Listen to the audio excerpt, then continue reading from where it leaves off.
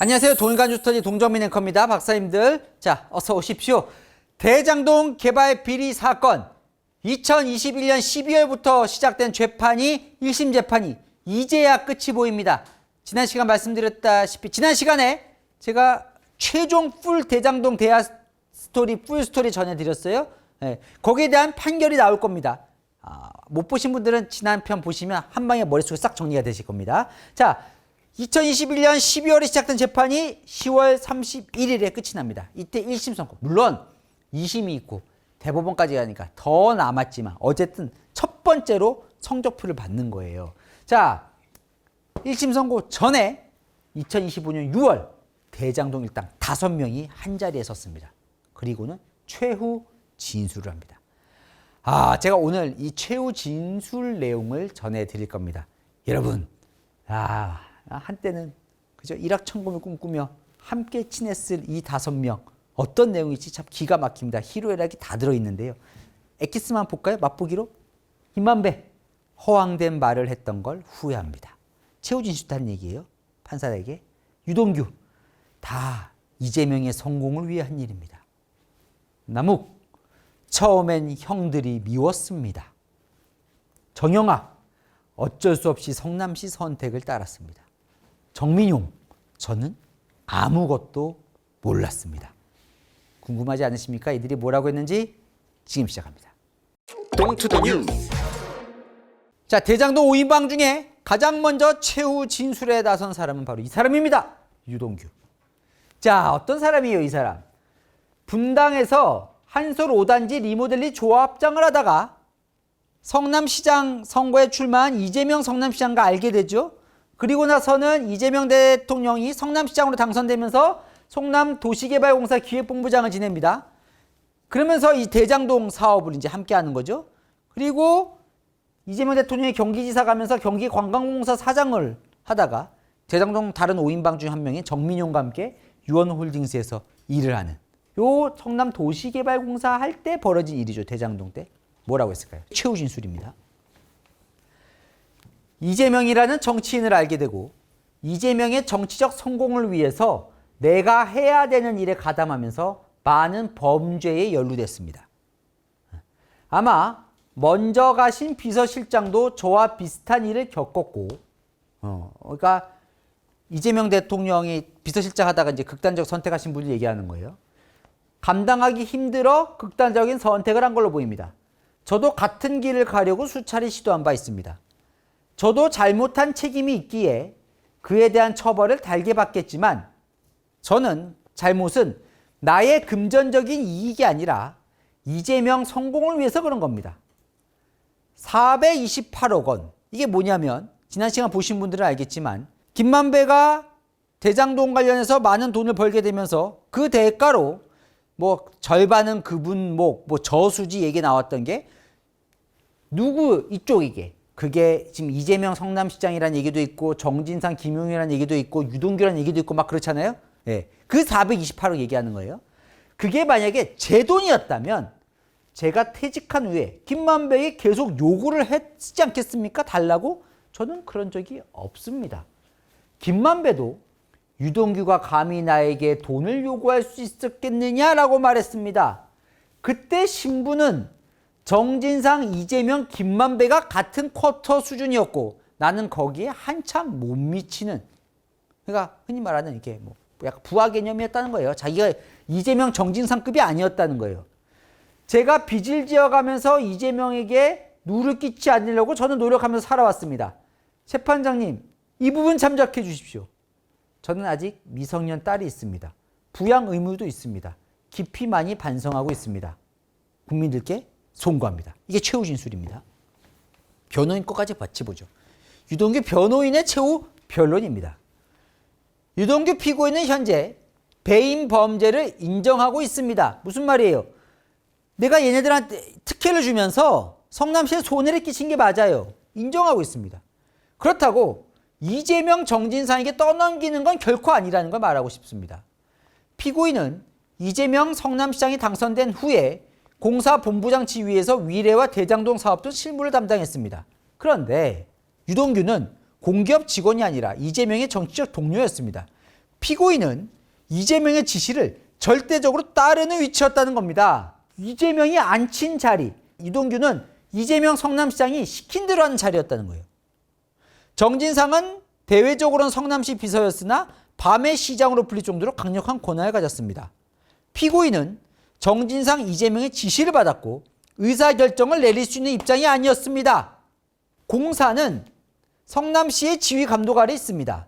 이재명 시장이 모든 지시와 결재를 내렸고 피고인은 이재명 지시 없이는 아무것도 할 수 없었습니다. 무슨 얘기예요? 대장동 민간 업자들한테 특혜를 준 건 내가 준 게 아니라 나는 이재명, 정진상의 지시를 받아서 준 거다. 지금 책임을 누구에게 넘기고 있는 거예요? 이재명, 정진상에게. 처음에 말은 이렇게 했어요. 이재명, 정진상에게 떠넘기는 건 결코 아니라는 걸 말하고 싶습니다 하면서도 나는 그냥 시킨 대로 했고요. 그럼 누가 시켰다는 거예요? 이재명 시장이 모든 지시와 결재를 내렸다는 거예요. 피고인은 정진상, 이재명의 지시를 받았고. 자, 남욱은 천화동인 1호가 이재명 지분이라고 명확히 들었다고 진술했습니다. 결론입니다. 김만배와 이재명의 결탁에서 유동규는 중간 역할을 한 것에 불과합니다. 김만배는 이재명 정치자금 428억 원을 정진상, 이재명, 유동규에게 약속했고 이는 이재명에 대한 이익 분배 차원에서 2021년 약속했던 겁니다. 피고인에게는, 유동규에게는 이 돈에 대한 권리가 없었다는 걸 고려해 주십시오. 나는 잘못을 저질렀지만 책임이 적다는 거죠. 자, 그러면 유동규가 하고 싶은 말 뭐예요? 제가 딱 깔끔하게 정리해 드리겠습니다. 1번. 그래요. 나는 성남시에 손해를 끼쳤어요. 잘못했어요. 대장동아 애들한테 특혜를 줬어요. 자, 두 번째. 그런데요. 그건 내가 하려고 한 게 아니라 이재명 성남시장이 지시대로 한 거예요. 그리고요. 김만배가 주려고 한 돈 428억 원의 주인은 내가 아니라 이재명 성남시장입니다. 라는 게 유동규가 최후로 하고 싶은 말이었습니다. 잘 기억해 두세요. 왜냐하면 서로 말들이 어떻게 다른지를 보는 게 오늘 최후 진술의 가장 흥미 포인트니까요. 두 번째 누구였을까요? 두 번째 김만배입니다. 기자예요. 기자인데 보통 이렇게 사업적 마인드가 뛰어난 것도 되게 독특한 경우예요. 사실 기자들은 돈에 대해서는 흔히 말해 젬병이거든요. 예. 한국일보 기자를 하다가 머니투데이 법조팀장을 하다가 어제 보신 분들은 아시겠지만 남욱이 YTN 기자로부터 소개를 받잖아요. 그죠? 이재명 성남시장 그 주변 정치인을 잘 안다고 해서 그러면서 남욱 소개로 여기 대장동 사업에 뛰어들고 아예 화천대유 자산관리 대주주를 하면서 이번 대장동 사업에서 가장 돈을 많이 벌게 된 사람이 김만배죠. 자, 김만배의 최후 진술이 너무나 궁금했습니다. 저는 뭐라고 할까 이 사람이. 자, 지금 이미 감옥도 4번이나 갔어요. 자, 저는 대장동 사건으로 4차례 구속돼 2년 넘게 구금돼 있었습니다. 검찰의 반복된 수사로 제 주변에는 아무도 남아있지 않습니다. 기본적인 생활을 할 수 없을 정도로 모든 재산이 동결돼 경제적으로도 많이 어렵습니다. 1심이 끝나지 않았지만 검찰 수사로 저의 개인적인 삶은 파괴됐습니다. 이 모든 건 제 행동과 말이 빚은 것으로 마땅히 제가 감당할 몫이라고 생각합니다. 대장동에 대해 세간에서는 온갖 비리로 얼룩졌다고 하지만 대장동은 성공한 사업입니다. 그 누구도 손해를 입지 않았고 이익을 얻지 않은 사람이 없습니다. 성남시, 도시개발공사, 민간사업자, 금융기관, 투자자, 건설업계 모두에게 성공적인 사업이었습니다. 성남시와 공사는 자신들의 정책 목적을 달성했고 민간사업자는 영리사업자죠. 그 영리를 얻으려고 서로 고심하고 협상하고 줄다리기를 했습니다. 부동산 가격 상승으로 민간사업자 이익이 크게 늘어도 성남시와 공사가 가져간 게 적지 않은데 이를 배임으로 논하는 건 어이가 없습니다. 무슨 말이에요? 성남시에 손해를 끼친 적이 없다는 거예요. 왜? 충분히 가져갈 만큼 많이 가져갔다는 거예요. 성남시는. 예. 민간업자도 돈을 많이 벌었어요. 맞아요. 근데 뭐 때문에? 부동산 가격이 늘어서. 무슨 말이에요? 특혜 안 받았다는 얘기죠. 저는 수사 초기부터 이 자리까지 유동규에게 지분을 주기로 한 적이 없다고 일관되게 말했습니다. 유동규를 끌어들여서 유리하게 만들려고 한 거 맞습니다. 유동규가 오해했을 수 있고 제가 오해를 분명히 바로잡지 않은 것도 있습니다. 과시욕, 잘못된 언어 습관, 헛된 말이 사실로 오해되는 상황이 많았는데 유불리에 따라 어떨 때는 바로잡고 어떨 때는 놔뒀습니다. 허황된 말을 했던 건 후회합니다. 제 부족함과 경솔함으로 피해 입은 분들에게 다시 죄송합니다. 유동규에게 뭔가 너에게 돈을 줄 거야 하고 오해될 만한 일은 했지만 실제로 그런 약속을 한 적은 없다는 거예요. 이게 왜냐하면 정영학 녹취록을 보면 뭔가 유동규가 대가로 뭘 줄 것처럼 얘기가 하는 게 나오거든요. 그 말은 뭐예요? 과시욕, 잘못된 언어 습관이었다는 거예요. 말은 좀 그렇게 들리고 오해가 될 만한 얘기는 했지만 실제로 잘못하진 않았다. 그렇죠? 자, 김만배 변호인의 최후 변론. 이게 또 기가 막힙니다. 변호인의 최후 변론입니다. 존경하는 재판장님, 이 사건의 본질을 말씀드립니다. 지역개발 과정에서 흔히 보이는 부패한 사업자와 공직자, 그 과정에서 발생한 불법과 비리가 맞습니다. 하지만 검찰 수사는 과장이 돼서 진행됐습니다. 언론과 정치 상황에 따라 왜곡되면서 이 사건이 정치적 사건이 됐습니다. 20대 대통령 당선자를 결정한 것도 대장동 수사와 그 언론 보도라고 생각합니다. 무슨 말이에요? 20대 대통령 당선자 누구예요? 윤석열. 검찰이 과장된 수사를 하지 않았으면 윤석열이 아니라 이재명 후보가 당선됐을 거란 얘기예요. 이게 왜 하는 걸까요? 검찰 비판하려고 하는 얘기 같습니다. 자, 그러면서 나머지 대장동 5인방을 평가를 해요. 정영학은 자신의 가담을 가볍게 하기 위해 김만배가 모든 것을 지시한 주범이라는 말을 쏟아냈습니다. 김만배, 정영학, 남욱은 동업자지만 그 결이 많이 다릅니다. 무슨 말이에요? 정영학은 김만배가 모든 주범이라고 얘기를 해. 너네 나랑 같이 했잖아. 동업자잖아. 자, 정영학은 나쁜 애예요. 이거예요. 들어보십시오. 소극적으로 보이지만 매우 치밀하고 누가 자신을 공격하면 과감한 행동도 합니다. 정영학은 10년 이상 다른 사람들과의 대화를 몰래 녹음하고 분석해온 사람입니다. 이게 뭐예요? 정영학 녹취록 때문에 지금 공경에 처해 있잖아요. 김만배. 그러니까 정영학은 이런 사람이에요. 남욱은 머리가 좋고 상황 변화에 따라 진술이 달라지기도 합니다. 자, 반면 김만배는 가오를 중시해요. 허풍도 떨고 때론 거짓말도 하지만 이건 자신이 중요한 사람이라는 것을 인정해달라는 인정욕구 과시욕입니다. 이 세 사람은 누가 일방적으로 지시하는 관계가 아닙니다. 상황에 맞게 때로는 서로 공격하고 때로는 서로 협력하고 지금도 그렇습니다. 유동규는 왜 이렇게 극단적으로 진술이 바뀌고 이재명을 혐오하는지 모르겠습니다. 입장을 바꿔서 어떤 이익을 가져갔는지 검찰이 유동규를 어떻게 대했는지 생각해보면 쉽게 추론할 수 있습니다. 뭔 말이에요? 검찰이 자신의 입맛에 맞는 수사를 만들고 하기 위해 유동규를 활용했다 이렇게 보는 거예요. 그죠? 김만배와 가족들은 추징금 보전으로 생활비도 지인에게 빌렸습니다. 천은 버티지 못하고 헤어진 상태입니다. 검찰은 김만배를 4번 구속했고 이런 전방위적인 압박에도 김만배는 일관된 입장을 지켰습니다. 대단한 의리나 강한 인내력이 아니라 김만배가 진실이기 때문이죠. 만약 김만배도 3인 성호했다면 3인 성호가 뭐예요? 그러니까 3명이 작정하면 호랑이 없는 호랑이도 만들어낸다는 거잖아요. 거짓도 만들어낼 수 있다. 만약 김만배도 작심하고 거기에 가담했다면 이재명은 아마 구속이 됐을 거고 우리나라 민주주의 역사는 많이 바뀌었을 겁니다. 무슨 말이에요? 지금의 이재명 대통령은 없었을 거라는 거죠. 흔히 거꾸로 얘기하면 이재명 대통령을 만들어온 건 본인이 진실을 얘기했기 때문에 그나마 이재명 대통령이 살아남아서 이렇게 대통령까지 됐다 이 얘기인 겁니다. 검찰은 그러니까 성남시의 역할이 큰데도 확정된 이익 1,830억, 1,800여 원의 확정 이익만 받으면서 그러니까 더 많은 돈을 벌 수 있었는데도 그것만 받으면서 민간업자가 결과적으로 큰 이익을 얻었다고 주장하는데 자, 무슨 말이에요? 처음에 사업 초기에 공사는 어떤 부담도 지지 않고 민간이 위험 부담을 했어요. 초기 사업비 민간업자가 다 부담했습니다.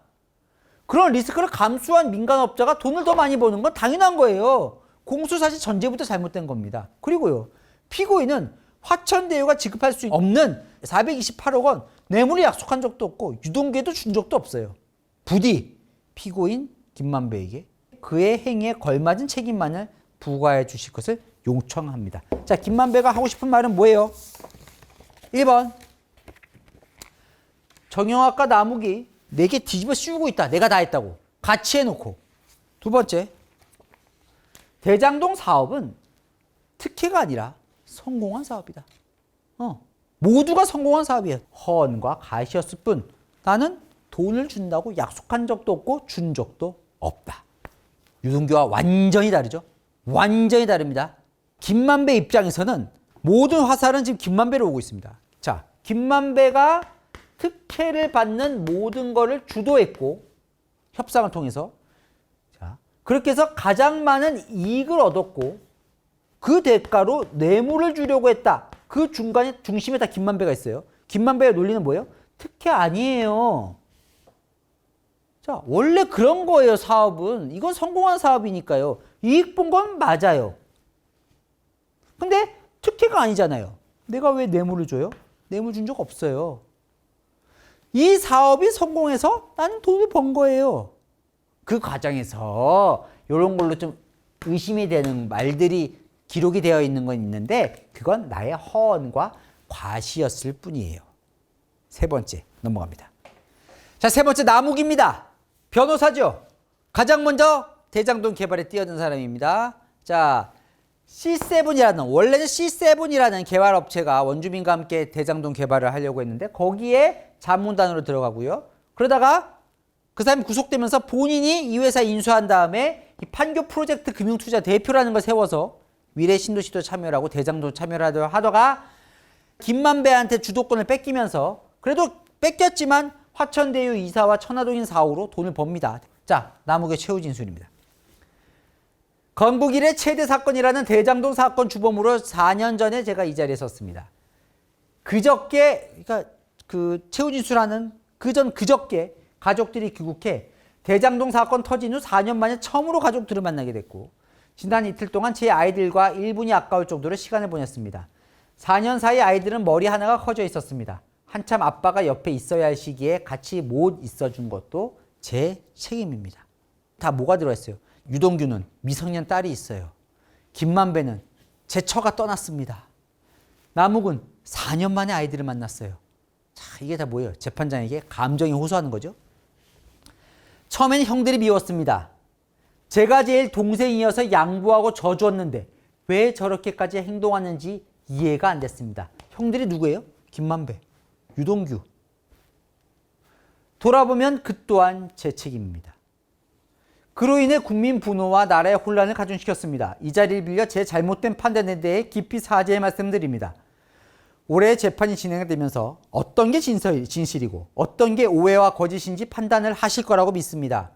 검사에게도 저로 인해 오랫동안 고생해서 대단히 송구하고 죄송합니다. 검사에게도 미안합니다. 이유 여하를 불문하고 이 자리에 계신 모든 분들에게 머리 숙여 죄송합니다. 아, 죄송해요. 반성문을 쫙 썼어요. 그죠? 반성문 썼어요. 남욱 변호사가 반성문 막 썼죠. 근데 변호인의 최후 변론 첫 줄을 보실까요? 공소 사실을 모두 부인합니다. 반성은 하지만 잘못은 없다는 거예요. 내가 법적 책임을 질 건 읽어볼까요? 남욱은 2013년부터 사업에서 배제가 됐어요. 2015년에 구속이 잠깐 됐습니다. 다른 건으로. 그래서 2차 배임 행위는 아예 안 했어요. 인정할 수 없습니다. 남욱은 김만배와 함께 주범이라는 프레임과 싸웠는데 이 프레임은 정영학과 검찰이 만든 허구 프레임이에요. 김만배는 정진상을 만난 이후에 남욱을 사업에서 배제했습니다. 제가 어제 보신 분들 알 건데 검찰이 쓴 스토리도 이게 나와 있잖아요. 남욱이 김만배를 데려왔는데 김만배가 더 정진상 이쪽하고 친해지면서 남욱을 제껴버리잖아요. 그리고 화천대유라는 걸 본인이 만들죠. 그죠? 그 얘기입니다. 나는 배제당했어요. 김만배는 2015년 1월에 남욱이 구속기에 처하자 스스로 사업을 포기했다고 하는데 이거 허구입니다. 김만배는 자신에게 불리하면 허언이라고 하는데 이것도 허언이에요? 정영학은 저는 수박 겉핥 끼고 만든 건 남욱이라고 검찰에 증언했는데 정영학이 법정에서 진술을 수차례 번복해서 어떤 게 진실에 부합하는지 알 수 없을 정도입니다. 뭐예요? 정유학도 거짓말하고 있고 김만배도 거짓말하고 있다는 거예요. 아까 김만배 또 뭐라 그랬어요? 정유학은 나쁜 사람이고 남욱도 나쁜 사람이에요. 일단 이렇게 갈라지는 거죠. 남욱은요. 사회 경험이 일천한 시기에 늦게 사법고시 합격해서 처음으로 대장동 사업에 참여했어요. 대장동 사업 관련해서 주민 토지보사 열심히 했고요. 성실하게. 주민들의 신임을 얻어서 사업권 인수해서 사업 성공을 위해 할 수 있는 일 모두 다 했습니다. 성남시와 유착관계 있었어요. 그 과정에서 생겨났고 피고인도 이에 대해서 반성을 합니다. 하지만 그건 민간 개발 성공을 위해서 했던 거고 지원해 주겠다는 이재명 유동규를 믿고 많은 지원과 금품을 제공한 겁니다. 왜? 민간 사업에 성공해야 했기 때문에. 검찰 공소장에 있는 내용은 바로 그런 거예요. 예를 들어 이재명 시장의 선거를 지원해 주고 뇌물을 주고 불법 선거자금 주고 한 건 이런 맥락이 이루어진 겁니다. 결과적으로 정략, 그러니까 정치적으로 책략을 쓴 것 때문에 이런 일을 했는데 지금 생각해보면 이용당했을 뿐입니다. 피고인은 자진 귀국해서 수사에 협조했고 일관되게 기억에 기반해 진술했습니다. 사실과 기억에 기반해. 남욱 피고인은 호랑이를 만든 적이 없습니다. 아까 김만배가 뭐라 그랬어요? 3명이 얘기를 하면 호랑이를 만든다고.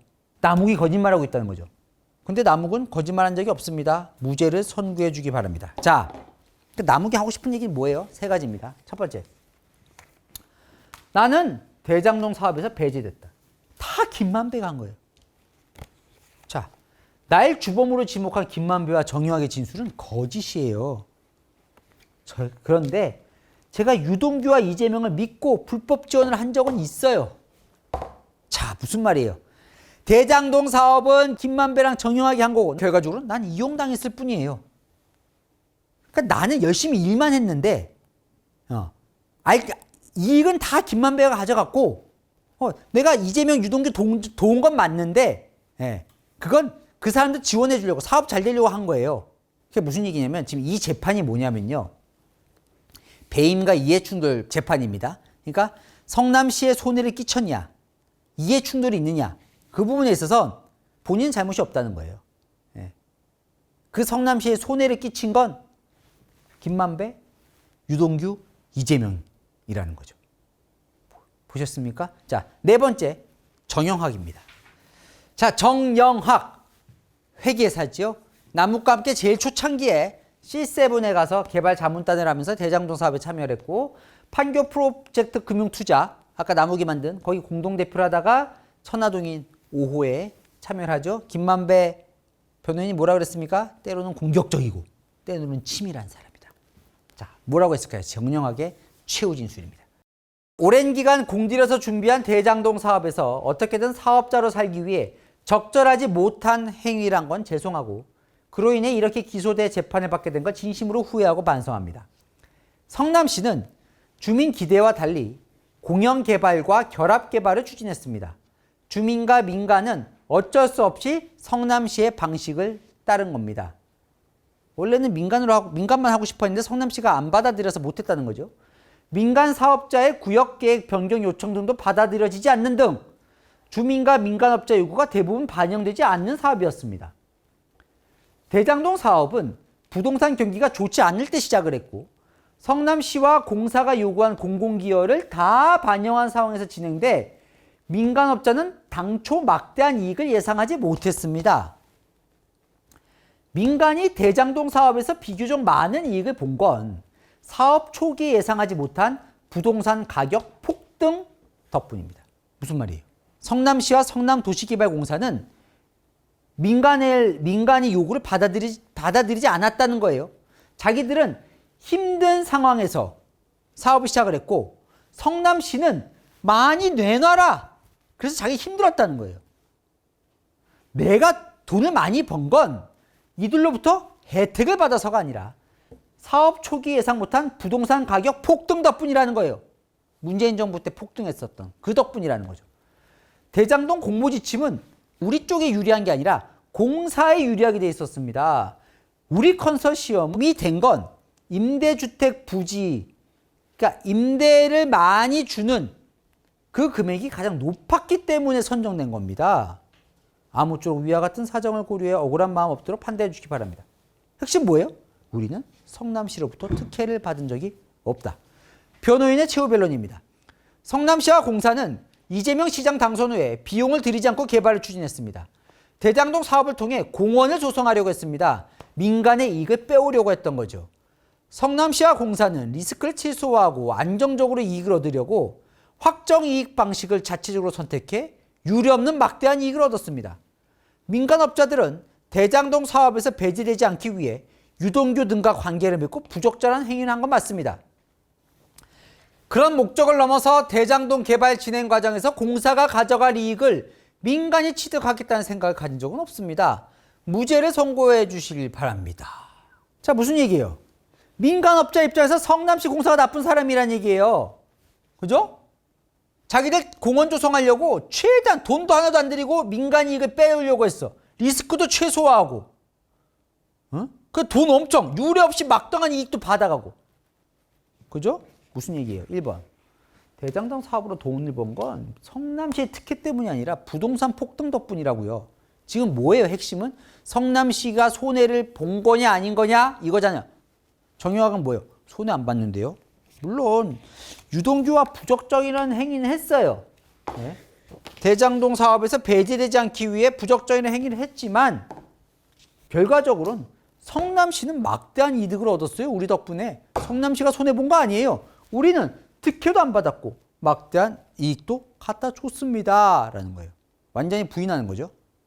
대장동 5인방 중 마지막 정민용 변호사. 가장 늦게 합류를 했죠. 예.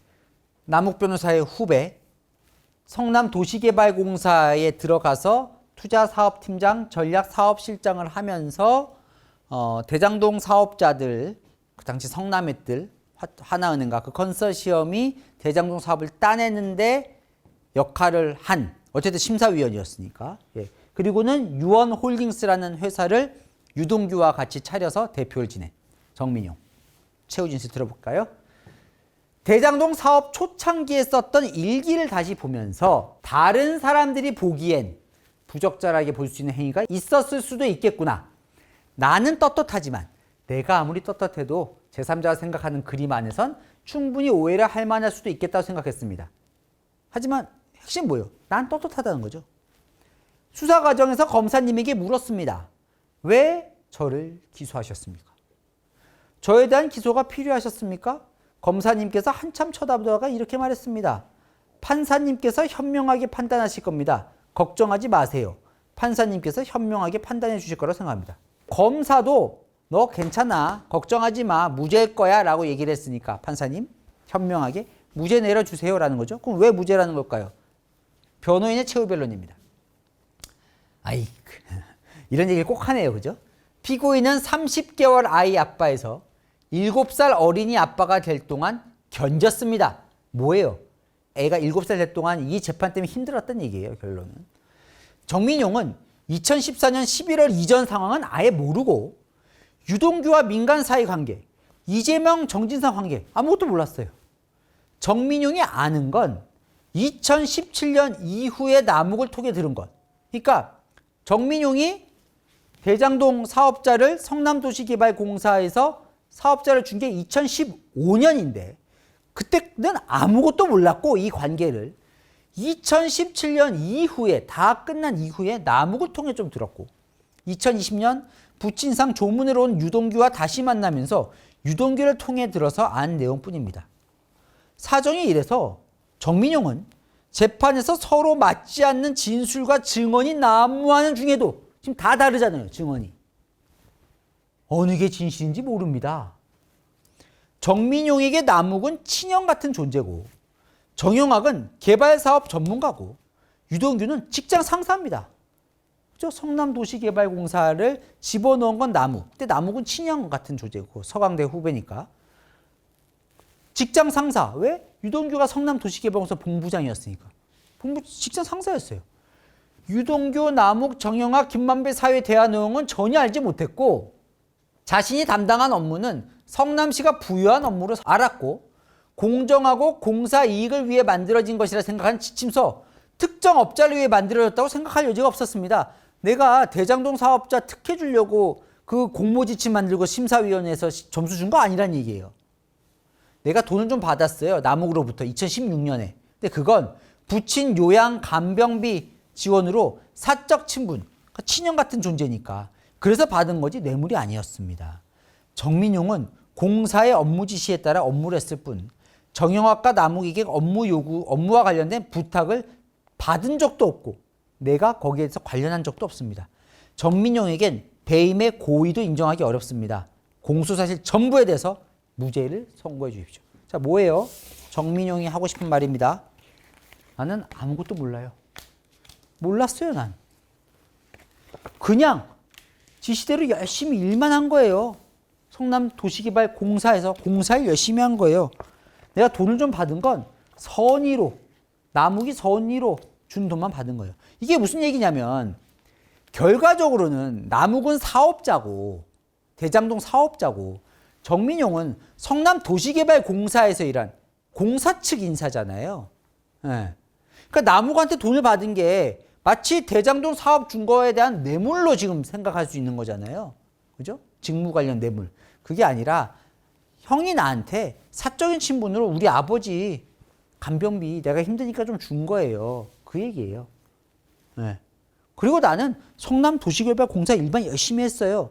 남욱이 자기 사업 딸라고 자기 후배를 성남도시개발공사에 뭔가 스파이처럼 딱 꽂아 넣은 거 아니냐? 그래서 특혜 받은 거 아니야? 아니라는 거예요. 자기는 그런 주문을 받은 적도 없다는 겁니다. 완전히 빠져나가는 거죠.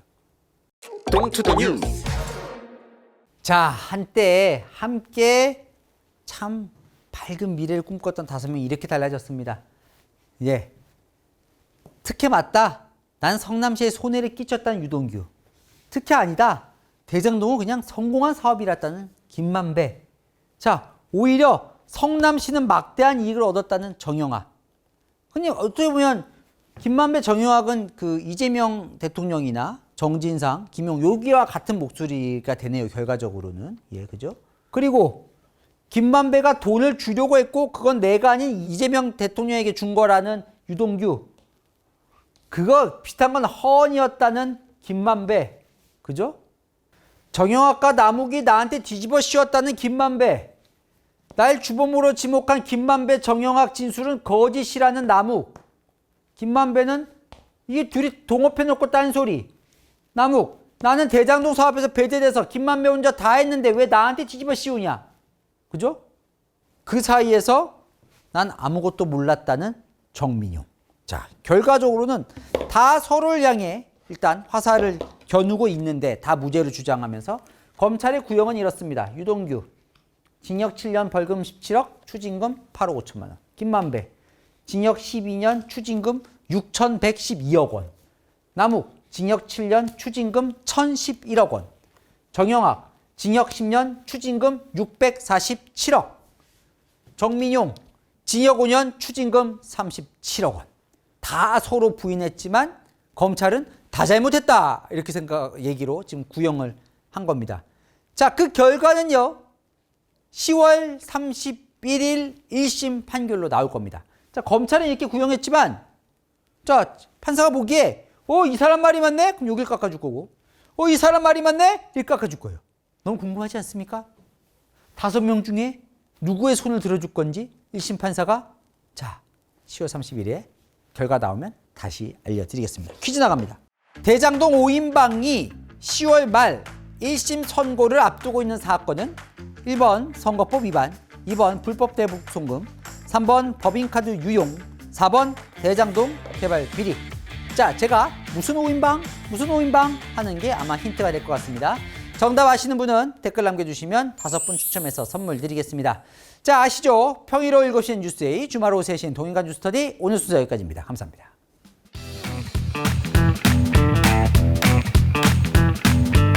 박사님들 어서 오십시오. 자, 이재명 정부에서 키맨 50명을 제가 설명을 드렸었습니다. 지난 시간에. 그런데 그 중에서 9명이 더 핵심 인사라고 제가 말씀드렸어요. 그 중에 해당하지 않은 인물은요. 정답은 1번입니다. 좀 이름들이 낯설지만 스터디 보신 분들은 아마 정답 쉽게 아셨을 것 같고 한성숙 장관이죠. 그죠? 자, 박문길님 1번 한성숙 맞추셨습니다. 감사합니다. 두 번째 정답자님은 강민성님 매번 재밌게 보고 있어요. 감사합니다. 세 번째 정답자님은요. 송파 할배님입니다. 1번 황성숙. 너무 정리를 잘 해주셨네요. 동행가 주스 최고예요. 감사합니다. 자, 네 번째 정답자님은요. 정은성님. 무더운 날씨에 시원하게 설명해 주셔서 시원합니다. 아유, 설명이 시원하다는 말씀이신가 봐요. 고맙습니다. 건강하십시오. 정은성님도 건강하시기 바랍니다. 고맙습니다. 자, 마지막 정답자님은요. 누구누군 성민님입니다. 저에게 부탁을 하셨네요. 그러니까 요새 윤석열 대통령 내란 혐의 재판이 매주 진행이 되는데 변론에 어떤 차이점이 있는지 궁금합니다. 뭐 중요한 부분이잖아요. 지금 내란 혐의 재판 관련해서는. 근데 아직 좀 진행 중이라서 제가 아직 다루지 않고 있는데 조금가 뭔가 일단락이 되면서 아니면 중요한 고비로 넘어가면 또 기회가 되면 제가 설명을 한번 정리를 쫙 한번 해드리겠습니다. 자, 5분 축하드리고요. 자, 선물 받아가셔야죠. 채널A 뉴스 유튜브 채널 들어가셔서 게시물만 클릭하시면 어떻게 선물 받으시는지 쉽게 나와 있습니다. 꼭 시원한 커피 한 잔씩 하고 가시면 좋겠습니다. 자, 이거 외에도요, 정답도 달아주시고 또 궁금한 것도 댓글로 남겨주시면 제가 그거 다 보거든요. 보면서 또 선물 드리고 소개도 해드리겠습니다. 함께 얘기 나눠보시죠. 자, 저는 다음 시간에 찾아오겠습니다. 감사합니다.